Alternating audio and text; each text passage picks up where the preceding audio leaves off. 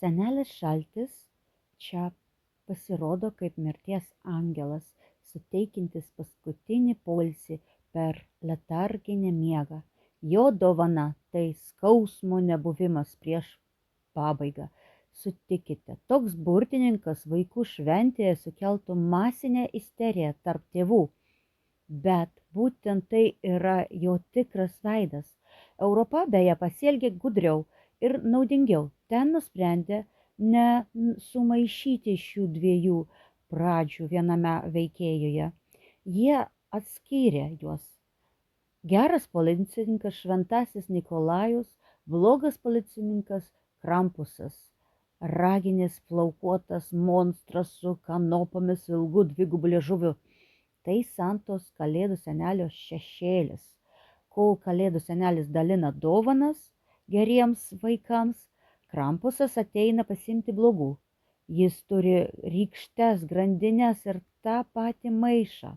Krampusas ne tik gąsdina, jis muša vaikus, sukausto juos grandinėmis ir nusitempia į savo urvą, kad pagal kai kurias legendas suvalgytų arba nusiųstų tiesiai į pragarą. Rusijoje įvyko kai kas negirdėto. Mes neturime Krampuso. O kodėl?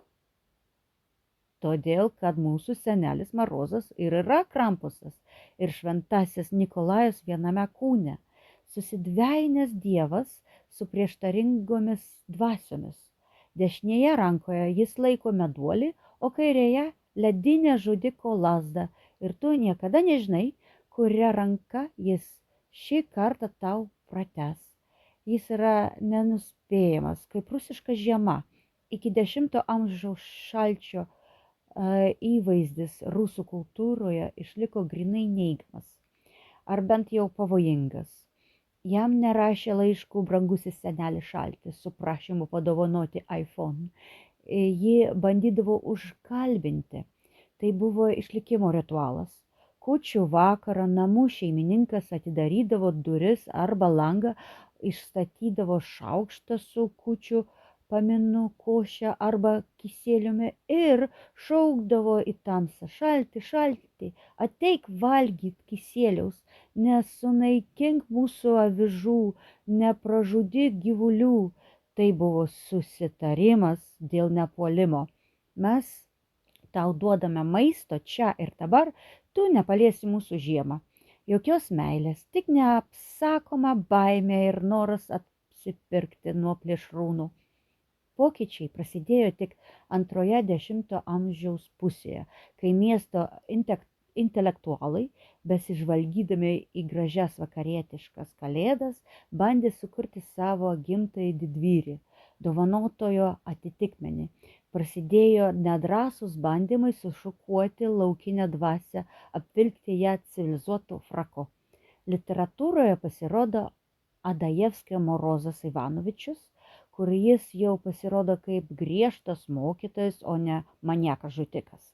Bet net ten jis gyvena ledinėme name šulinio dugne. Tiesioginis įėjimas į požeminį pasaulį.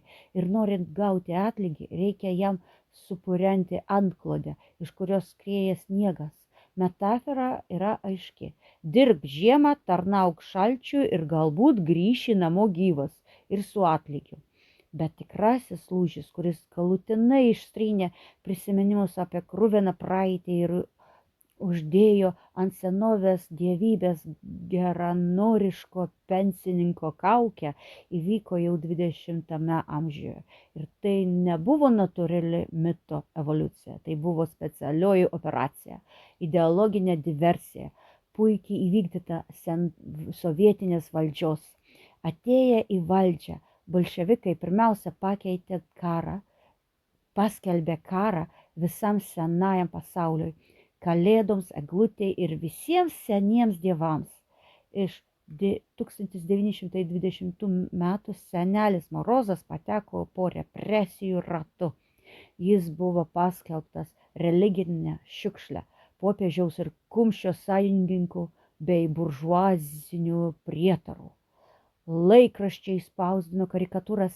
Senelis Morozas kaip liaudies priešas, eglutė kaip prietaro simbolis. Atrodė, kad senovinis Karačiūnas pagaliau bus pamirštas, sutryptas pažangos ir ateizmo rato. Tačiau 1935 m. situacija staiga pasikeitė. Stalinas ištarė žymią frazę: gyventi tapo geriau, gyventi tapo linksmiau.